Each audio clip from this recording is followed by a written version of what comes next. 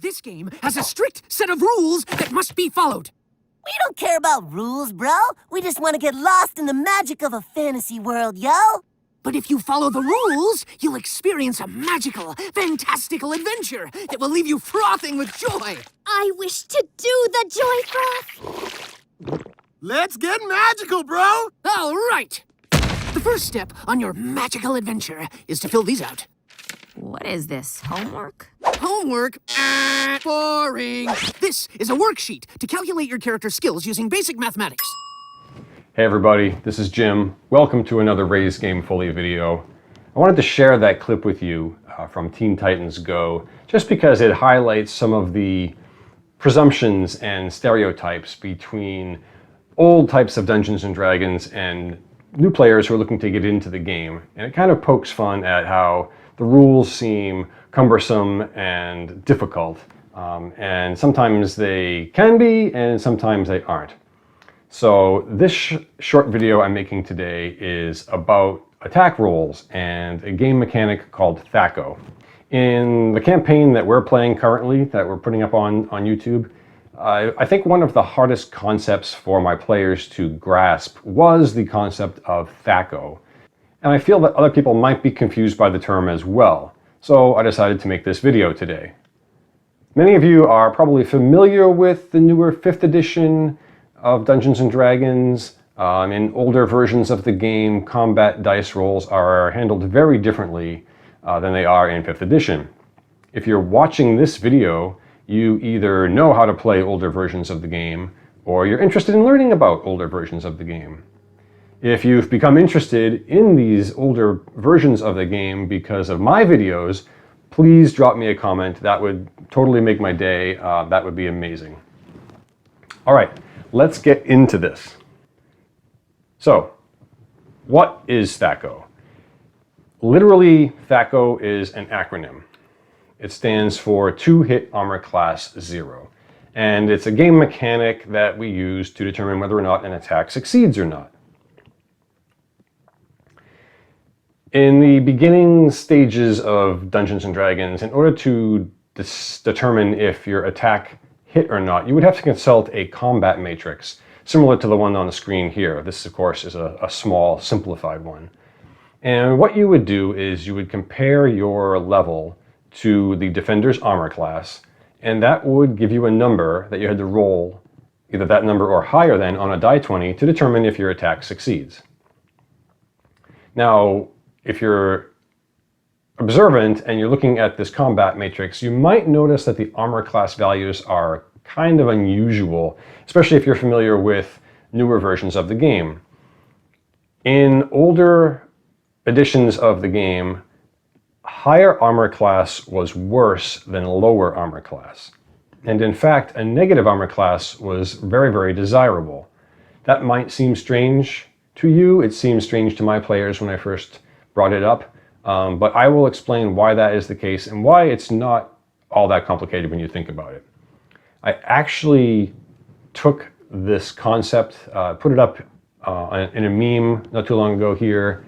I'm sorry if the text is a little small to read, but it just seems kind of backwards when you start to explain it about how negative armor class is better than positive armor class. So, in basic Dungeons and Dragons, which is an older version of the game that I'm pretty familiar with, you would have to copy numbers from that attack matrix onto your character sheet. I've highlighted it here with the red arrow.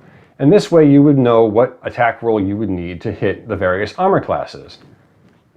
In advanced Dungeons and Dragons, there was so much more information that needed to be presented on the character sheet that you didn't really have room to record an entire line from this attack matrix. And what the creators discovered was you didn't really need to write down a whole line, you really just needed to write down one number in the matrix. And then you could just count up or down on either side of that armor class to determine your number. This is where THAC0 came from. Instead of writing down all the numbers that you need to hit multiple different armor classes, let's just write down the number that you need to hit 0, and we'll count from there. This next slide here shows a 2nd edition AD&D character sheet, and you can see how little room the THAC0 takes up. And in fact, this character sheet has a THAC0 line for multiple weapons. So in case you were proficient with a weapon or it had a magical bonus, you could write your adjusted THAC0 down next to the weapon itself, which saves a lot of space and it saved a lot of time. All right, so what is THAC0? How does it get calculated? There are two methods I've discovered over the years to kind of deduce your attack roll with the THAC0 system. They're two ways of approaching the same thing, two different ways to math the math, if you will. The first method is probably going to be easier, especially if this is a new concept to you, so I'm going to start with that first. The first method of rolling your attack roll with the THAC0 system is to roll a die 20, add the target's armor class to the roll, add any bonuses, subtract any penalties, and then if this number that you've arrived at is greater than your THAC0, you hit. This is how lower armor class became better than higher armor class, because in effect, the armor class is just an adjustment, either a bonus or a penalty, to your attack roll. So higher armor would be a penalty to hit. That's why negative armor class became better than positive armor class. So this is the first method. It's a lot simpler. All you do is roll a die 20, add up your bonuses, subtract your penalties, and you can arrive at your hit. Over the years, I like to do all the math ahead of time. That way, when I roll the die, I feel like there's more drama in it. I feel like we get more of an instant gratification to determine whether or not we hit or miss. So you can do all the math, all the adjustments, all the bonuses, all the penalties before you roll your die, but you have to employ what I've termed reverse math. Since bonuses to hit lower your THAC0, and penalties to hit increase your THAC0, it seems a little backwards, but I'm going to try to explain it best I can. So method 2, which as I mentioned, employs what I call reverse math. What you do is you start with your THAC0, you subtract the target's armor class from that number, you subtract any bonuses from the number, you add any penalties to the number, then you roll your die 20. If your die roll is greater than your modified to hit number, you hit. This might sound kind of confusing and it might sound kind of esoteric, but let's get into some examples with some actual numbers, and I think you'll discover that it's really, really not as complicated as it sounds. Let's take this group of adventurers for an example. These 3 adventurers fell through a trapdoor into a room full of sand, and they're attacked by a giant spider. Let's go over some attack rolls with both the first and second method, just so you can see how they work in an actual game situation. Let's take the character with the torch first. So the character with the torch, we're going to figure out their attack roll with the first method I talked about. So we roll a die 20, we roll a 9. We add the target's armor class, in this case it's 5. There are no bonuses, there are no penalties, and the character's THAC0 is an 18. So 9 plus 5 is 14, which is less than 18, and the attack would miss. Let's look now at the second character there. Let's look at the character with the spear and the shield. We'll attach some bonuses to the attack to see how bonuses play into it, and we'll still use this first method I talked about. All right, so this character attacks. He rolls a 9 on a die 20. You add the target's armor class of 5. Let's say the character has a strength bonus of +2, and let's say the character has a magical spear +1. So 9 plus 5 is 14, plus the 2 is 16, plus the 1 is 17, and the character's THAC0 is 18, so the attack misses, because the attack roll is not higher than the THAC0. Now, let's say the third character in the encounter, the character in the back with the sword and the shield, decides to charge forward and attack the spider. Let's use the second method I described to see if this character would hit. This character's THAC0 is 16. The target's armor class is 5. Character has a strength bonus of +3. So using that reverse math method I talked about, we would take the 16, we would subtract the 5, that's 11. We would subtract the bonus, which is another 3 off. So the character's modified to hit roll is 8. Then we roll our die 20, 9. The character hits. This is the method that I've kind of used over the years just because I like the, just knowing with die roll how, if my attack succeeds or misses or not. But you have to do some calculations that seem kind of backwards, subtracting the bonuses and adding the penalties. Now, these attack rolls that we just described apply to melee combat. Let's see what happens when we apply them to missile combat. Let's assume that the third character with the sword and the shield instead had a bow and arrow. And when it was their turn to attack, they decided to fire an arrow at the spider.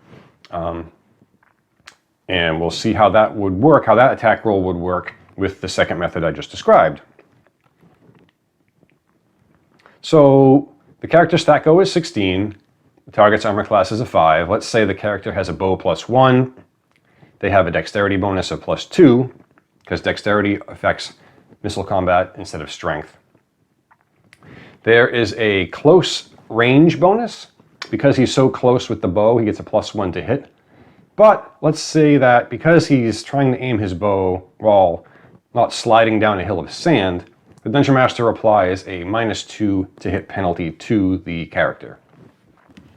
So using the second method with my reverse math, you would take the THAC0, you would subtract the armor class, subtract the bonuses, add the penalties, and when you do all that math, your adjusted hit roll for this character comes out to be a 9. You then roll the die, we got a 9. The character hit. If that was a little confusing, let's take the same missile fire attack and use the first method I talked about. I can show you the difference there. So with method 1, the same character attacking with the bow and arrow, would roll the die, character gets a 9. You add the armor class of 5, that's a 14. Add your bonuses, that's 18. Subtract your penalties, that's a 16. And since the character's THAC0 is 16, the character would hit. Let me give you a couple more examples just to show you how it would work in a different situation. Let's say that we are attacking this guy. So, using method 1 that I described, we would roll a die 20, we get an 8. We add the target's armor class, which is -4. We also have a strength bonus of +2, and we're attacking with a sword +3. So 8 plus -4 is -4. 8 minus 4 is 4. Plus the 2 is 6. Plus the 3 is 9. And since our THAC0 is 12, we would miss. Let's use the same example with the second method I talked about. So our THAC0 is 12. We subtract the armor class of -4, which is the same as adding it. So 12 plus 4 is 16. We subtract our strength bonus. We subtract our weapon bonus. 16 minus 5 is 11, which is the number we need to hit. We rolled an 8. We missed. All right, well, that is my explanation of THAC0. I hope it made sense. If you're interested in running classic adventures you may have heard about or you may have seen, but were confused by things like negative armor class or THAC0, don't let that hinder you. This is really just elementary school level math, and with a little practice and a little patience, it will become much easier. You guys can definitely do it. That is all for today's video. Thank you so much for watching. This is Raise Game Fully. My name is Jim, and please remember to be kind to your fellow players.